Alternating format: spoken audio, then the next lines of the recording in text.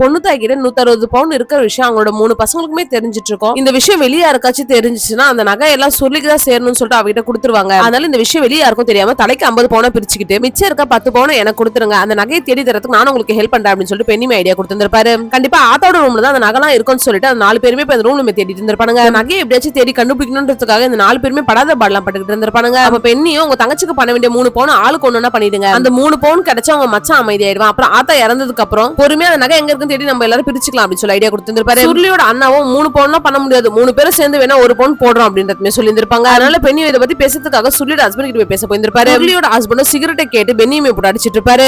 அங்க நடந்த சம்பவத்துக்கு அப்புறம் பெண்ணி கிட்ட பேசுறதுக்காக பொண்ணு தாயோட 3 பசங்களுமே போயிருப்பானுங்க. வெறும் வலையை வீசினா மீன் பிடிக்க முடியாது, ஆத்தாவோட நகை உங்களுக்கு வேணும்னா உங்க ஆத்தா பண்ண வேண்டியதை உங்க தங்கச்சி நீங்க பண்ணிதான் ஆகணும் அப்படின்றதுமே சொல்லியிருப்பாரு. இவங்க 3 பேரும் அந்த 3 பவுன் எப்படி போடுறதுன்னு சொல்லிட்டு பேசிட்டு வந்திருப்பாங்க. அப்ப பார்த்தா இவங்களோட 3 பேரோட ஒய்ஃப் அங்க நின்னுட்டு இருந்திருப்பாங்க. 3 பேர் சோடி போட்டு சுத்திக்கிட்டு இருக்கீங்களா அப்படின்னு சொல்லிட்டு அவங்க ஒய்ஃப் அவங்க சண்டை போட்டுட்டு இருந்திருப்பாங்க. அவங்க காது கையில எல்லாம் போட்டுட்டு இருக்க நகையெல்லாம் வச்சு சுள்ளிக்கு போட 3 பவுன் போடலாம் சொல்லிட்டு பிளான் பண்ணிட்டாங்க. 160 பவுன் வரப்போகுதுன்றதால இப்ப இவங்களுமே அதெல்லாம் கட்டி கொடுத்துட்டாங்க. இவ்வளவு நேரம் ஆகியும் வீட்டுக்குள்ளே போகாத 3 மருமகளும் இப்ப வீட்டுக்குள்ள போயிட்டு சுள்ளிக்கு சாப்பாடுலாம் போட்டு கொடுத்துட்டு இருந்திருப்பாங்க. அப்படின்னு பார்த்து பொண்ணு தாயும் பாத்ரூம் போயிட்டு இருப்பாங்க. அதனால அவங்க 3 மருமகளும் சேர்ந்து அந்த ட்ரெஸ் சேஞ்ச் பண்ணி விட்டுருப்பாங்க. அந்த நகை எங்க இருக்குன்னு தெரியாம 3 பசங்களும் யோசிச்சுட்டு இருந்திருப்பாங்க. அப்ப ஆத்தாவோட உசுறு போக போது இழுத்துக்கிட்டு இருக்க சீக்கிரம் வாங்கடா அப்படின்னு சொல்லி 3 பசங்களுமே கூப்பிட்டு இருந்திருப்பாங்க. இருக்கிற இடம் தெரியாம ஆத்தா செத்து போயிட போகுதுன்னு சொல்லிட்டு 3 பசங்களுமே பதறிட்டு இருப்பாங்க. கிளைமேக்ஸ் பாட்ட வீடியோவை போட்டுருக்க, கீழே இருக்க லிங்கை டச் பண்ணி பாருங்க.